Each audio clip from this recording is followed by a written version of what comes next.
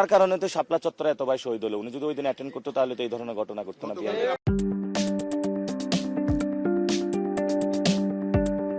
দেখছিল যে মির্জা আব্বাসের সাথে একটা কনফ্রন্টেশন ভার্বাল একটা স্টেটমেন্টের বিষয় আছে। আপনি শেষ পর্যন্ত তারেক রহমান মির্জা আব্বাসে যদি আসনে না দাঁড়ায় তো আমি তারপরেও হলো ওনার এগুলা নিয়ে বলতাম। উনি তো ঢাকার একটা গ্যাংস্টার, আপনি তো জানেন।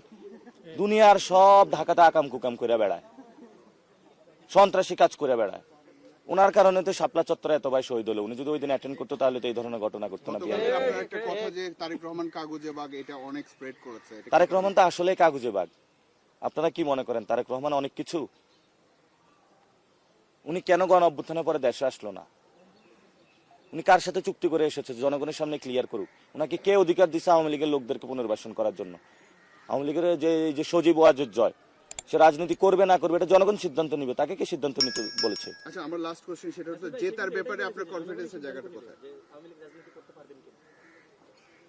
যদি জনগণ সিদ্ধান্ত নেয় তাহলে তো সমস্যা নেই।